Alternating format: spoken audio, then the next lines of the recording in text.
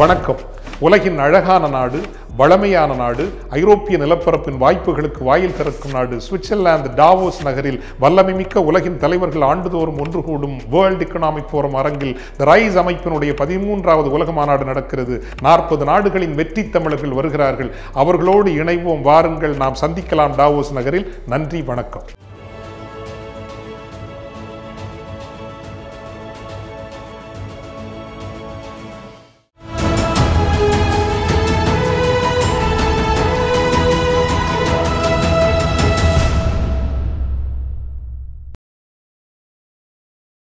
தமிழகம் நேயர்களுக்கு அன்பு வணக்கம். நம்மோடு மூத்த அரசியல் விமர்சகர் திரு ரவீந்திரன் துரைசாமி இணைந்திருக்கிறார். வாருங்கள், அவரோட பேசலாம். சார் வணக்கம்.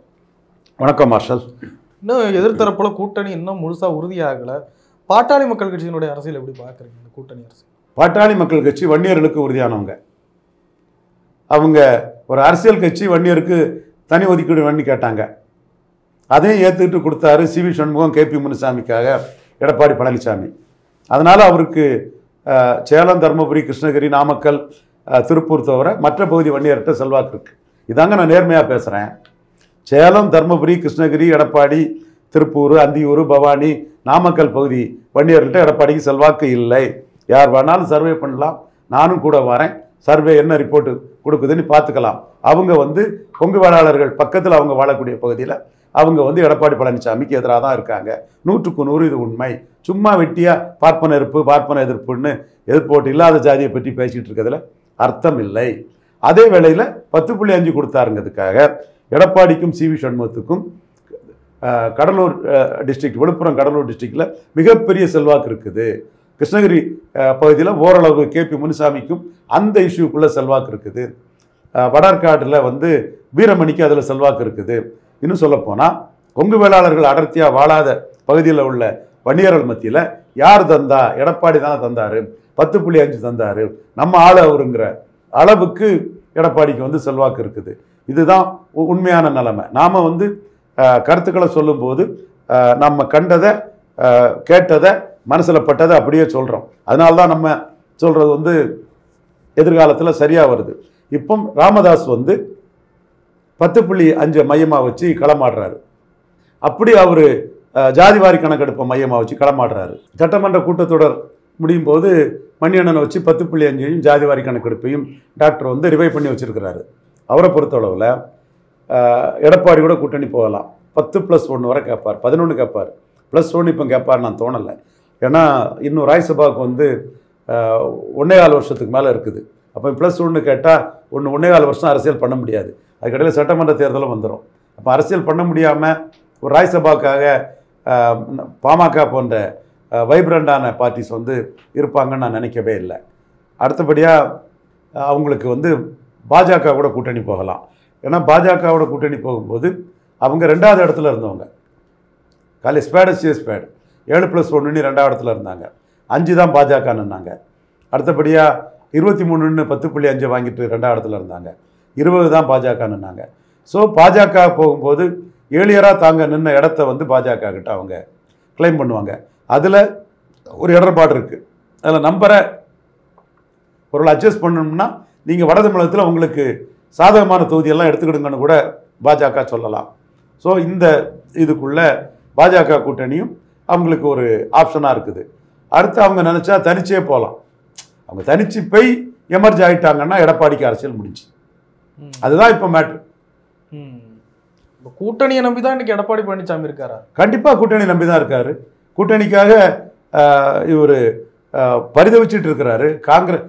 காலையில் காங்கிரஸையும் பாஜக எதிர்ப்பேன், தேசிய கட்சிகளை எதிர்ப்பேன்னு சொல்லிட்டு சாயங்காலம் திமுக முரண்பட்டு காங்கிரஸ் வந்தால் வரவேற்கன்னு சொல்கிறது பரிதாபத்தில் இருக்காருன்னு தான் காட்டுது. பாமகவுக்கு பார்கெனிங்கை அந்த சூட்டை தாங்க முடியாமல் இருக்காருன்னு தான் காட்டுது. 100% ஊடகங்கள் பாமகவை அண்டர் எஸ்டிமேட் பண்ணுறாங்க. நான் அண்டர் எஸ்டிமேட் பண்ணலை. நான் சொல்கிறது சரியா, ஊடகங்கள் சொல்கிறது சரியாங்கிறது ரிசல்ட் வரும்போது தான் தெரியும். என்னை தவிர பாமக இவ்வளோ ஸ்ட்ராங்காக இருப்பாங்கங்கிறது வேறு யாரும் பேசலை. நான் தெளிவாக பேசுகிறேன். நான் சில விஷயங்களை தெரிஞ்சு தான் பேசுகிறேன். ஊடகங்கள் பாமகவுக்கு அந்த அதிதீத முக்கியத்துவம் கொடுக்க விரும்பலை. ஆனால் உண்மை நிலைமை அது இல்லை. பாஜக அதிமுக கூட்டணி இருந்தப்போ 2 அணியிலும் இருந்தவங்க இப்போ பாஜக பக்கமே போகிறதுக்கு என்ன காரணம் சார்? ஏன் எடப்பாடி பழனிசாமி மீண்டும் மோடி பிரதமர் ஆவாருங்கிற இதுவும் எடப்பாடி பழனிசாமிக்கு பார்லிமெண்ட்டில் இஷ்யூ இல்லை, பார்லிமெண்ட்டில் ரவீந்திரன் துரைசாமி சொல்கிற மாதிரி 15 சீட்டுக்கு போனாலும் போயிடுவாருங்கிறது தான். நான் எல்லா அரசியல் விமர்சகர்கள்ட்டையும் சேலஞ்ச் பண்ணி சொன்னேன்னா, நீங்கள் ஒரு கருத்தை சொல்லுவீங்களா, நான் ஒரு கருத்தை சொல்லலாம், அது உங்கள் கருத்து, இது என் கருத்து, ரெண்டுமே முடிவாகலை. நான் சில தரவுகளை வச்சு ஏன் கணக்குப்படி இதை சொல்கிறேன். ஆனால் நீங்கள் சொல்கிறத அரசியல் கட்சிகளை ஏற்றுக்கிடுவாங்களா, ரவீந்திரன் துரைசாமி சொல்கிறத ஏற்றுக்கிடுவாங்களா, பிளேயர்ஸ் ரவீந்திரன் துரைசாமி சொல்கிறத ஏற்றுக்கிடுவாங்கன்னு தான் நான் சவால் விட்டேன். சவுக்கு சங்கர் சொல்கிறதையா அன்புமணி ஏற்றுக்கிறாரு, ரவீந்திரன் துரைசாமி சொல்கிறத ஏற்றுக்கிறாரு. நாளா போயிட்டு அதிமுகனாரு, இன்னைக்கு 10+1 கேட்குறாரு. ஏன் பாமக பார்கெனிங்கை பற்றி பல ஊடகவியலாளர்கள் பேசாமல் இருக்கிறீங்க, சொல்லாமல் இருக்கிறீங்க? அது எப்படி அவர் 7+1 இருப்பார்? அதிமுக நாளா போயிட்டுன்னு சொல்லிக்கிட்டு 7+1 நின்னாங்கன்னா உங்களெல்லாம் சந்தேகப்படுவாங்க. அது எப்படி அவங்க 7+1 நிற்பாங்க? +1க்கு இப்போ இடம் இல்லை, 1.25 வருஷம் இருக்குது, 1.25 வருஷமாக அரசியல் பண்ண முடியாது. +1 வாங்கினா அவங்க பாஜக கூட்டணியில் இல்லை, தேமுதிகவை எடப்பாடியை விரட்டி விட்டுட்டாரு. 0.4% தான் எடுத்தாங்க, அது 4 சீட்டு.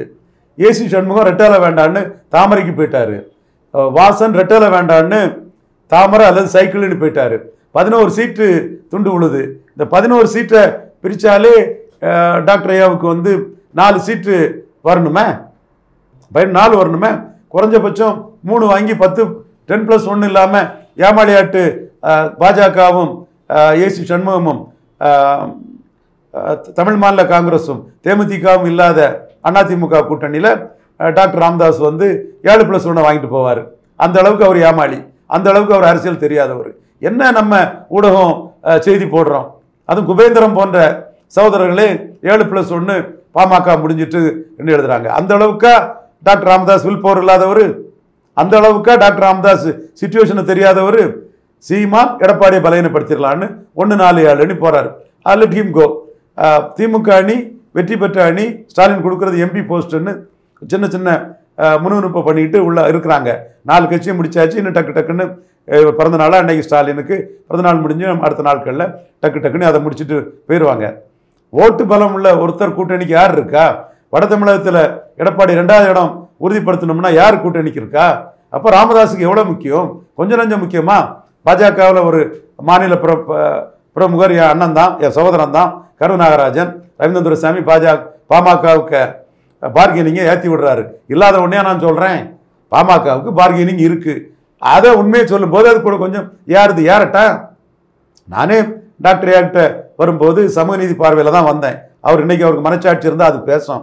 வன்னியர்களோட பாதிப்புகளை யாரால பாதிப்பு, எந்தெந்த பகுதியில், சேலம் தருமபுரி பகுதியில் யாரெல்லாம் பாதிப்புன்னு தான் அவருக்கு நான் வந்தேன். 40 வருஷத்துக்கு முன்னாடி நான் வன்னிய சங்கமாக இருக்கும்போதே அவர் கூட இருந்தேன்.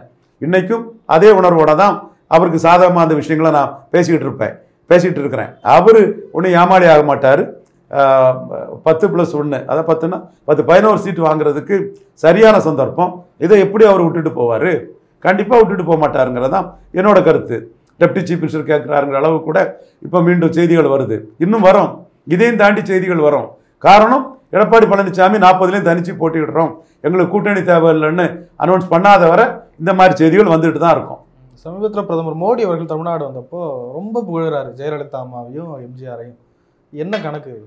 அதிமுக பாஜக ஓட்டு 2004 இருந்தே பின்னி பிணைஞ்சு ஒன்றோடு ஒன்று 2.5 கலந்து கிடக்குது.